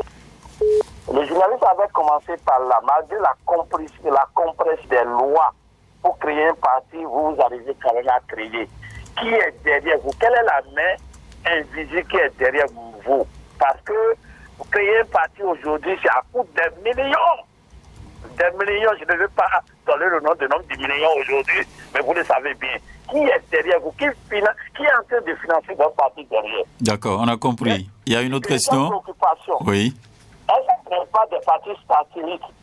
Et troisième préoccupation, le code électoral, quand dit que vous passez, le code a dit 20% dans tous les 24 circonscriptions. Même si vous avez dans 23 et dans la 24, vous n'en avez pas, vous êtes tombé. Ils n'ont rien prévu, un antidote au cas où les partis politiques n'auront pas les 20%. Qu'est-ce qui va... Il y a accord de gouvernance, n'oubliez pas ça. Accord de gouvernance. Même accord de gouvernance, je vous jure. Oui. Si on veut être sincère, il n'y a pas ce parti qui sera fort dans tous les 24 circonscriptions. Oui, c'est pourquoi il y a accord de gouvernance. Votre dernière question pour évoluer. Ma dernière question est de savoir si lui et eux là, les partis politiques, est venu aujourd'hui. Voilà, le code a déjà bloqué et on ne peut que ces trois partis. Ce sont les trois partis qui sont à l'Assemblée aujourd'hui qui peuvent se présenter à l'élection. Et qu'est-ce qu'eux là ils veulent faire encore? Est-ce que ce n'est pas mieux il n'y a pas que la présidentielle quand même, Sébastien Yorossou. Il y a les communales, il y a les élections législatives. Mais tout est bloqué là, hein. Tout est bloqué. Bon, c'est vous qui voyez ça. Merci beaucoup à vous. Merci. Oui. Il y a des partis qui existaient avant, qui ne sont pas arrivés à trouver les 10% sur le plan national pour se représenter à l'Assemblée. On a compris tout ça. Merci beaucoup. Merci. D'accord, merci beaucoup à vous. On va prendre le tout dernier. Bonjour. Oui, bonjour, notre excellent journaliste, monsieur Naoum, notre Alain Foucault. Paul Chaudaton. Que Dieu te protège. Je salue ton invité où je lui donne 20 sur 20 pour rapport à l'émission. Merci beaucoup. Et ce que je voudrais vous dire, invité, on nous parle de l'Assemblée monocolore. Nous ne sommes pas allés aux élections ou bien ces députés ont été choisis sans élection. C'est ma première question. Deuxième question. Pourtant, je vois dire par rapport, parce qu'il y a une interdiction de marche par-ci, par-là, on nous parle de non-autorisation et d'autres vont dire, s'ils veulent qu'on brûle le pays, nous allons brûler le pays. Qu'avez-vous à dire à ces personnes-là? Parce qu'ils ne sont pas satisfaits par rapport à telle ou telle chose et à cause de la politique, nous allons brûler le pays. Ils veulent brûler quel pays? C'est le Bénin ou bien d'autres pays étrangers? Et pour finir, quels sont vos vraiment véritables objectifs pour l'enracinement de ce qui est fait par rapport à cette gouvernance aujourd'hui-là? Qu'avez-vous à dire? D'accord. Merci. On revient au studio et vous avez la parole. On va y aller très vite pour pouvoir répondre à ces questions. On a aussi des questions sur WhatsApp qu'on va essayer de voir dans la mesure du possible. On y va. Merci beaucoup. Nous remercions infiniment les auditrices et les auditeurs, tous ceux-là qui ont fait leur appel. Et ça témoigne la valeur, la portée. Je voudrais rappeler à ceux qui peut-être nous ont rejoints que vous suivez actuellement mon invité de ce dimanche, Simplice Dossou. Il y a le président du parti Pierre Angulaire pour un Bénin uni et développé. Vous pouvez poursuivre. Merci beaucoup. Oui. Et notre intervenant qui a demandé pourquoi ne pas nouer et le parti avec d'autres partis qui existent pour un résultat. Nous avons posé des actes. Avant même le congrès, nous avons adressé une correspondance à tous les partis existants. Ils ont les correspondances. Nous avons les décharges avec nous. D'accord. Quand on a fini, on a déposé le dossier. Et lorsque nous sommes à l'étape de remobilisation, on ne s'est pas arrêté là. On a actuellement maintenant, les partis, récemment 3 partis qui n'ont pas encore reçu nos correspondances parce qu'on a adressé encore d'autres correspondances à ces partis pour des échanges francs. Okay. Pour recevoir et aussi mettre sur table des propositions. Pour qu'ensemble, notre synergie, pour qu'ensemble, parce que c'est le seul pays que nous avons. Nous n'avons pas d'autres pays, c'est le seul pays. Donc, nous sommes dans cette démarche. Et nous avons l'assurance que nous aurons des résultats pour le bonheur du peuple. Vous voyez. Donc, nous ne sommes pas là pour dénouer et nouer. Non, nous avons une ligne directive. Et nous savons là où nous allons et le résultat que nous voulons, nous le savons. Donc, il a encore parlé de donner mes avis sur ceux-là qui tirent à boulet rouge sur la gouvernance. Et je dis toujours quelque chose. Même si vous voulez tirer à boulet rouge, celui qui est là actuellement, le chef de l'État, il est le chef de l'État. Il est détenteur. Il est détenteur de pouvoir, de toute la décision.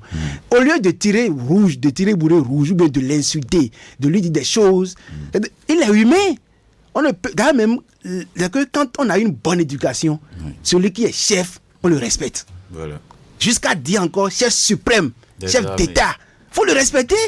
Si vous avez des choses, des propositions à lui faire, mais il y a une manière, un ton de le dire. Mais on reste sur les lignes, on insulte. Ce n'est pas des pratiques qu'il faille vraiment encourager. C'est pas bien. Vous voyez, quand c'est bon, dites que c'est bon. Mais c'est pas bon, il y a une manière de dire que, monsieur le président, ça là, c'est pas bon. Parce qu'il a un temps à faire. On a connu Hubert Maga, on a connu monsieur Kérékou, donc lui aussi, il a un temps à faire. Le Bénin va toujours exister. D'accord. Est-ce que vous avez une idée sur cette difficulté transport de soja? Est-ce que vous maîtrisez ça? Bon, oui, on entend. Et que nos sojaculteurs, qu'on appelle nos amis de l'agriculture, de la production, ils n'arrivent toujours pas à digérer. Et ils sont des organisations. Vous voyez. Et cette situation a commencé, ce n'est pas aujourd'hui, ce n'est pas l'année 2025. Est-ce que vous allez projeter par exemple les rencontrer? Bien sûr, nous avons ça dans nos agendas. On veut rencontrer toutes les couches de cette nation. Ok.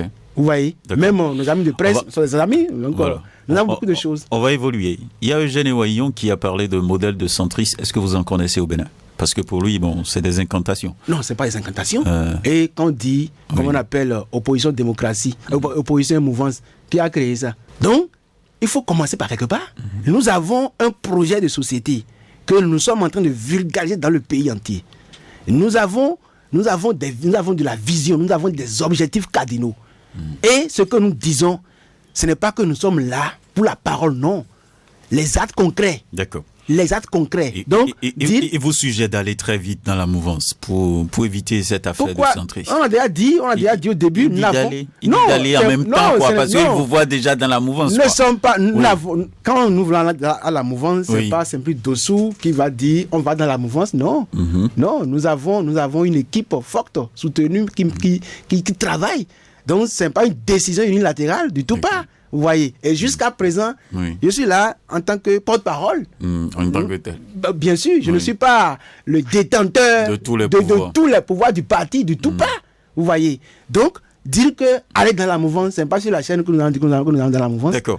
Eusèbe Gassou, lui, il a prôné la continuité de la gouvernance de Patrice Talon, c'est pas une question. Narcisse Holonou, il dit religieux, c'est la société civile et non pas la gouvernance, non pas dans la gestion de la chose publique. Qu'est-ce qu'on met dans religieux? Vous avez dit des pasteurs et choses là qui sont dans votre parti politique. C'est pourquoi il dit qu'il y a ceux-là qui, comment on appelle, sont de la pratique endogène, de la religion aussi. Vous voyez, donc on dit... Et ils sont aussi membres des partis politiques. Bien sûr, pourquoi pas, ils sont membres des partis politiques. Donc on ne doit pas gêner. Pas du tout, pas gêner. Du tout pas, il faut être fier même. Il faut être même fier qu'à la tête de ce pays, nous ayons un pasteur qui soit président de la République. D'accord. Que nous ayons un pasteur ou bien un homme de Dieu, que nous ayons, par exemple, la conférence nationale, mais qui a présidé. C'était Monseigneur. Et c'était sous l'onction d'une luminosité divine. Ne nous l'aurons pas. Lorsqu'on n'a pas la lumière en nous, lorsqu'on n'a pas la lumière en soi, on ne peut qu'agir dans des pratiques ténébreuses. Et on ne peut pas compatir à l'être humain. Mais lorsqu'on a la lumière en soi, on sait que quand je pose un acte, je détruis la vie de l'autre, on se ressaisit. Donc il serait très bien que nous ayons ces hommes de lumière au niveau des instants de décision de ce pays. Sébastien Yorosso, lui aussi, il a parlé brièvement de centriste pour embrouiller les gens. Il cherche beaucoup plus à savoir la main invisible. Mais qui est derrière, qui vous pousse? Nous travaillons avec une stratégie. Comme le dirait l'autre, qui vous pistonne. Merci beaucoup. Nous n'avons pas de commande. Il n'y a pas quelqu'un qui nous commande, qui nous pistonne. Il n'y a personne. Non, c'est tout ce qu'on a fait jusque-là. Quand on était à l'homme ministère... Dieu n'agit pas directement, il passe, pas les hommes, il passe par les gens, non? C'est ça que je dis. Nous avons travaillé avec la stratégie de la tour de Babel. Chacun vient avec ses compétences. Chacun vient avec ce qu'il a. Nous n'avons pas un compte où maintenant il y a des milliards dedans pour dire nous allons épuiser. Non. Et jusqu'à présent, nous travaillons encore pour des ressources. Nous sommes prêts à recevoir nous sommes même très prêts que le chef de l'État soit le premier bailleur ou pas bide. Bien sûr. Ça c'est possible, non? C'est pas une ressource. C'est une ressource. C'est une ressource pour construire le pays. Vous êtes là, vous êtes une personne ressource. Vous mettez sur table votre compétence et c'est comme ça qu'on travaille. Chacun vient avec ses compétences, ses talents. On met sur table. Donc je peux conclure que le chef de l'État peut vous pistonner, c'est ça? Non, est-ce qu'on a dit qu'il peut nous pistonner? Non, vous avez dit que... Il n'est pas le seul. Il n'est pas le seul. Nous sollicitons beaucoup de personnes ressources. D'accord. Et nous voulons qu'ensemble, qu'on puisse rester. Chacun vient avec on retient qu'à l'étape actuelle. Vous n'avez pas une main visible. Vous n'avez personne derrière. visible derrière. D'accord. Merci de répondre clairement comme ça à Sébastien Ignorosou. Il vous demande qu'est-ce que vous pensez du code électoral, parce qu'il a évoqué donc quelques difficultés. Il faut mobiliser 20% et autres. C'est pour la présidentielle et tout ça, et pour aussi lever des sièges après lors des élections législatives, locales et autres. Comment vous voyez ça? Le code. Mission impossible? Non, pas mission impossible. Le code d'abord, c'est un code qui alerte sur un travail déterminé de chaque parti. Voilà, il faut aller. Partout. Il faut d'abord aller partout. Et ce que nous disons, c'est très clair. Si on est à Cotonou, ici on pense qu'on est chef de parti à Cotonou, et qu'on ne met pas pied à Kérou, à Karimama, pour s'assurer de l'effectivité. Avant, il y a même parti de quartier. De quartier, même de famille. Vous voyez, quartier seulement maîtrise. Ce n'est pas ça. Après, c'est pour avoir les 1%, bien les 0,001%. Et on a seulement le titre de dire j'ai été candidat malheureux. Oui. Ce n'est pas ça que nous voulons. Donc, Pabib ne veut pas ça. C'est le travail d'abord sur le terrain. Pabib épouse le code qui est là. Maintenant, ce que nous disons, c'est quoi? Il y a des tendances qui font réfléchir où on a d'incertitude. On se pose la question. Si on n'arrive pas à trouver les 20% au niveau de chaque circonscription électorale, qu'est-ce qui viendra? Ça relève aussi de l'intelligence, de la compétence de tous ceux-là qui ont légiféré ça. Ils n'ont pas prévu ça. C'est des questions qu'on se pose. Vous voyez. Et à l'étape actuelle, nous devons irréversiblement, chacun de nous, prier pour la gouvernance de ce pays. Prions pour le pays. Prions pour le pays. Parce que on entend des choses qui se disent, il y aura flamme. Aucune flamme ne viendra pour ce pays. Oui. C'est pour en brancher avec Paul Chaudaton qui parle bien entendu de l'interdiction politique, de l'interdiction des activités politiques de l'opposition et tout ça. Qu'est-ce que vous en pensez? Bon, c'est le constat qui est fait. Nous n'avons pas encore, comment on appelle, les preuves tangibles qu'ils ont déposé ils ont formulé des doléances au niveau des instances et au niveau de la préfecture, de la mairie, ou ce qu'ils ont écrit dans leurs lettres pour pouvoir animer des choses dans le pays, n'avons pas connaissance de ça.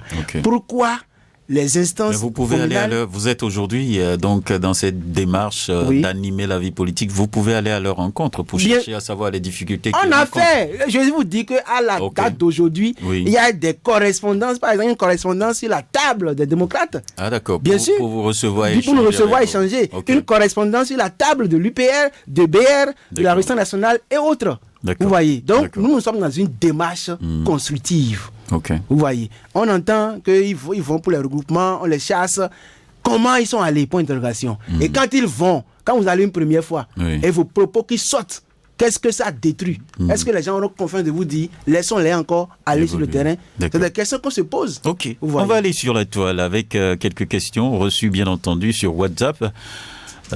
Bonjour monsieur l'invité, bonjour le journaliste. Monsieur l'invité, croyez-vous qu'il peut avoir l'unité si les hommes courent derrière leur intérêt personnel égoïste et fantaisiste et insatiable? C'est une question. C'est une bonne question. C'est tous Carlos Kodjovi Djondo qui a envoyé le message. Pour qu'il y ait l'unité, il faut se tuer soi-même. Enlever son manteau d'égo. Considérer l'autre. Tuer, c'est au sens figuré. Au sens figuré, c'est pas pour s'égorger. Merci. Tout pas. Merci beaucoup. Vous voyez, enlever son manteau d'égo. Reconnaître que l'autre, il a des compétences en lui qu'il faille revaloriser. Et ce qui, en réalité, constitue des vices pour le développement de cette nation, la haine, la médisance, la jalousie noire. Quand ce n'est pas moi qui suis là et que c'est l'autre, comment faire pour monter des choses? Avec ça, on ne peut pas avoir l'unité. Celui sur qui tu portes atteinte, sur sa réputation, quand il sait en lui que ce que tu dis c'est du faux, il ne peut pas t'aimer. Ça, c'est clair. Il ne peut pas t'aimer. Avec ça, il ne peut pas être uni avec toi. Mais ce qui a créé ça, c'est toi qui as formaté le faux qui a créé ça. Donc c'est ça qu'il faut détruire ces vices. Il faut détruire la médisance. Ce qu'on n'a pas vu, on a dit qu'on a vu, alors que c'est faux. Ce qui n'est pas bon, on reste à l'écart, on dit que ce qui est bon, par exemple, à l'écart, on dit que ce n'est pas bon. Juste dans l'intention d'intoxiquer. Je dis toujours, le siège que vous occupez, par exemple, le siège sur lequel vous êtes. Oui. Vous êtes journaliste. Le temps viendra. Vous ne serez pas éternellement ici. Quelqu'un d'autre viendra. Supposons que sur ce siège, vous avez mis comment on appelle, quelqu'un qui avait cédé d'abord, il a mis des écrous sur ça. Quand vous allez vous asseoir, vous aurez des malaises. C'est la même chose. Le siège, à l'instant de chaque décision, en tant que maire, en tant que préfet, ce que je suis là, le siège que j'occupe aujourd'hui, c'est pour un temps. Et le temps viendra, quelqu'un d'autre viendra. D'accord. Et il faut que je pose des actes pour montrer, témoigner mon avis. On va continuer, toujours avec l'intéressé. Il dit les micro-partis et les petits ensembles des partis politiques gênent qui? C'est une question qu'il pose. Ok. Pourquoi ils veulent s'imposer aux autres? Pourquoi que la politique cesse d'embrouiller la vie des peuples? C'est ce qu'il dit. C'est une question ou bien une remarque qu'il a faite? Bon, c'est une question. Il dit ça embête qui? Les micro-partis. Comme on appelle les réformes, on recommande qu'il y ait des grands partis. Donc si je comprends bien, lui dit les micro-partis, ça embête qui? En fait, cette idée de pouvoir avoir de grands regroupements, ce n'est pas une idée satanique, diabolique, non. Ça, nous le souhaitons bien sûr, qu'il y ait mais il faut que nous puissions être fondés sur des valeurs cardinales. Lorsque nous avons des regroupements et puis c'est fondé sur des valeurs qui ne prônent pas la vie de l'être humain, on va détruire tout. Et c'est ça que nous voyons dans certains pays où, lorsque vous faites des choses, vous êtes à un niveau donné. Je prends par exemple l'enfant que nous avons mis au monde. Si nous ne lui donnons pas une bonne éducation et qu'il grandit dans des pratiques malsaines, dans des pratiques qui nous n'ont pas, ce même enfant, il va assassiner le père. C'est clair. D'accord, on ne souhaite pas ça. On ne souhaite pas ça. Hugues Akpovi, il dit pendant 9 ans, aujourd'hui nous avons la paix parce qu'il n'y a plus de grève. Nos enfants vont à l'école en paix et les hôpitaux fonctionnent en paix. Et quel que soit notre ventre affamé, nous avons la paix. Pouvez-vous me dire le contraire? C'est sa question. C'est une observation, je vais dire. Oui, ce n'est pas une question qu'il a posée, selon moi, c'est une observation. D'accord. Et si éventuellement, aujourd'hui, nous n'avons plus de grève dans le système éducatif, c'est à son natif, mais il faut chercher à comprendre. D'accord. Vous voyez le système, par exemple, de l'aspirana. C'est dans le système éducatif que nous avons ça. Oui. Et c'est la gouvernance actuelle qui a créé l'aspirana. Oui. Et moi, je voudrais conseiller humblement, je voudrais suggérer humblement aux autorités en charge de l'éducation, jusqu'à son chef, le chef de l'État, le système qu'il a mis en place pour les AME, qu'il faille tout possible pour qu'avant de partir, que leur cri de cœur soit écouté, soit entendu. Qu'on les revesse. Qu'on les revesse. Et des gens, si on ne le fait pas, ils viennent dans les écoles, ils peuvent venir, ils peuvent être présents au poste et ne rien faire. Voilà. Vous voulez qu'ils soient présents, non? Je suis présent au poste. Je suis avec les enfants. Le maximum que je pourrais le faire, je ne le ferai pas parce que mon ventre est creux, parce qu'il y a des soucis, parce que la psychologie n'est pas stable. Ils veulent quoi? Qu'on les revesse. Je leur demande humblement de le faire. On a fait la promesse, ils ont écouté la promesse d'ici octobre, c'est bien, mais moi je leur demande de concrétiser ça. Ils concrétisent avant de partir. D'accord. Et aussi, en dehors de ça, ceux-là qui veulent quelque chose de la gouvernance actuelle, on ne peut que prier pour le chef de l'État, qu'il soit inspiré. D'accord. Qu'il soit inspiré. Si la classe de l'opposition boude sur des choses, ils veulent des choses. Ce qu'ils veulent, que Dieu l'inspire. Si Dieu l'inspire, accorder ce qui est possible. Si ce qui est possible. D'accord. S'il peut faire ce qui est possible, que lui lave ses mains. Qu'il dise, je suis parti, le coup très sincère. Hervé Guidigui vient ce matin pour dire bonjour à M. Dossou. Que pensez-vous du code électoral et des échéances électorales de 2026? Je pense qu'on en a parlé. J'ai eu une autre question. Il dit bonjour le plateau. Je suis Adama Kodjo. J'apprécie le fait qu'un homme de Dieu aime la vie, anime la vie politique. Au début de l'émission, je suis en train de suivre avec une grande attention. Mais à un moment donné, j'ai commencé à l'appétit que j'avais au début. Je suggère à ce que ce parti rejoigne ceux de la gauche pour apporter son expertise. Que pensez-vous de la demande de la gauche par rapport à la relecture du code électoral actuel pour le bien des Béninois? Je pense que la question revient toujours sur le code électoral. On va donc finir avec un autre. Bonjour Monsieur Dossou, tout ce que vous avez dit sont dans la lignée. Je dois avoir un parchemin de tout ça. Mes félicitations et du courage. Abel Alapini. Bon, ça, je crois que c'est pour vous lancer des fleurs et tout ça, c'est pas une question. Alors, on revient au plateau. Alors, qu'est-ce que vous avez à dire aujourd'hui aux Béninois qui vous écoutent? Merci beaucoup. Ce que nous voulons irréversiblement dire aux Béninois qui nous écoutent, c'est de savoir d'abord que nous avons le seul patrimoine commun, qui est le Bénin. D'accord. Et quand on a ça à cœur, on a de l'estime pour son pays. Quand on a ça à cœur, on a de l'estime pour le peuple. Et il faut que le pays aussi nous valorise. Ça, c'est clair. Quand tu as de l'estime pour le pays et que tu es à la tête du pays, tu as de l'estime pour le peuple. Voilà. Vous voyez? Donc, c'est comme ça. Donc, nous n'avons pas d'autres pays. Tout le monde n'a pas de passeport diplomatique. Du tout pas. Donc, c'est le seul pays que nous avons. Et quand je suis à un milieu donné, l'environnement dans lequel je suis, comment faire pour prôner les valeurs de l'être humain? C'est ça qu'il faille. Parce que pour un temps donné, l'homme est fort, peut être fort, mais pour tout le temps qui va rester, il pourra être faible. Et tout que nous voyons sous ce soleil, rien n'est éternel. Tout passe. Mais la nation ne passera jamais. La nation pourra exister, sauf s'il y a cataclysme mondial. Vous voyez. Donc, nous avons connu des tendances de gouvernance. Nous avons connu dans l'histoire de ce pays des moments forts.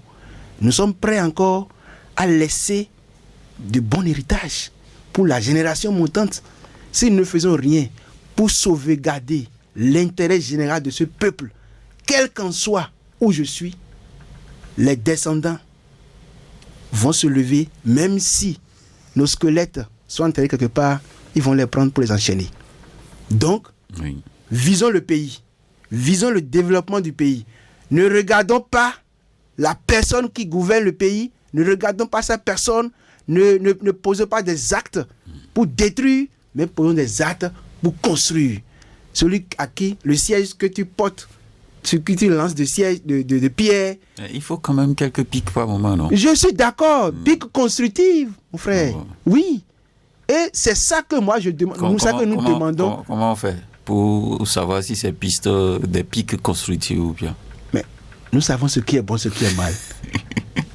Chacun a, par exemple, comment on appelle, si la gouvernance que nous vivons, vous voyez qu'il y a un point sur lequel tout le monde n'arrive pas à s'accorder. D'accord. Ce n'est pas la peine de commencer par se chamailler, de crier, d'insulter, de dire des paroles grossières. Ce n'est pas la solution, non. Il y a des stratégies qu'il faille poser, vous voyez. Parce que ne nous leurrons pas. Ne nous leurrons pas. Le temps, il y a quelqu'un qui est maître du temps et des circonstances. Celui-là qui est maître du temps, il peut changer tout en une seconde. On se plaint maintenant de nos jours, on dit code électoral. Qu'est-ce qui prouve que dans les jours à venir, que nous n'ayons pas un changement, n'ayons pas un changement radical. Donc laissons le temps au temps et que les circonstances puissent définir ce que nous vivons dans le temps. Vous voyez. Donc j'invite tous les Béninois à avoir ce regard de développement pour le Bénin. Et je demande encore une fois, nous demandons à tous les militants de se tenir toujours prêts pour la remobilisation. Nous sommes ouverts à tout le monde. Nous sommes dans une démarche constructive, dans une démarche de pouvoir inscrire le Bénin dans le labyrinthe des grandes nations. Il y a des choses, quand on remarque dans le monde entier, où notre pays n'est pas représenté, ça fait pleurer. Par exemple, Coupe du Monde, le Bénin, nous sommes 12 millions béninois, ou bien plus de, je vais dire 14 millions, pas de 14 millions. On n'a pas 11 joueurs pour nous représenter valablement pour la Coupe du Monde. On n'a pas 11 joueurs. C'est des choses qui devraient nous attrister. 14 millions de personnes. Et on n'a pas pu détecter 11 nationaux qui puissent vraiment, vaillamment représenter. Mais il y a un travail qui se fait. Il y a un travail qui se fait, mais comment? Il se cherche Comment Est-ce qu'il n'y a pas de potentialité, des potentiels dans la jeunesse qu'on puisse dénicher sans couleur politique? D'accord. Votre mot de fin maintenant. Merci beaucoup. Votre mot de fin pour finir. Mot de fin, je voudrais convier toutes les personnes ressources, nos anciens présidents de la République, les anciens présidents des institutions de la République, de savoir que leur position actuelle, de tout faire pour conscientiser, leur position actuelle, de tout faire pour être dans un cadre de haut conseil de la République. C'est pour ça que nous avons suggéré dans notre projet que quand tu es un chef d'État, quand tu es ancien président d'une institution, on ne va plus te ressentir dans une couleur politique d'appartenance d'un parti. Donc vous êtes en train de dire indirectement au président Boni Yayi de quitter la scène, c'est ça? Je ne dis pas seulement à lui. Il n'est pas seulement même, comment on appelle, le président qui va finir maintenant. Mais c'est lui qui est le seul aujourd'hui à être à la tête d'un parti politique. Bon, c'est le constat qui est fait. Oui. À sa place. Il est le président des démocrates. Il n'y a pas quelqu'un en qui on peut avoir confiance pour être président des démocrates. Il n'y a pas un jeune, par exemple, pour représenter vraiment les démocrates. C'est des questions qu'il faille se poser. Voilà. Moi, je les suggère. C'est des suggestions. Ce n'est pas des impositions. D'accord. Quand tu es ancien président de la République, des institutions, il faut être au conseil de la République. C'est une référence. Mais quand on a déjà une couleur d'appartenance politique, ça pose problème. Ça pose problème. D'accord. Monsieur Simplice Dossou, vous êtes le président du parti Pierre Angulaire pour un Bénin uni et développé, PABUD. À nouveau, merci à vous pour votre passage sur l'émission Franc-Parler. Et merci aussi aux auditrices et auditeurs de Radio Cotonou pour la participation et l'écoute. Était à la mise en onde Ghislain Agbangba, à la prise de vue Job Chikpe et à la présentation Benjamin Honoré Naoum. Restez câblés 94.3 Radio Cotonou. Bonne suite de programme à chacun et à tous.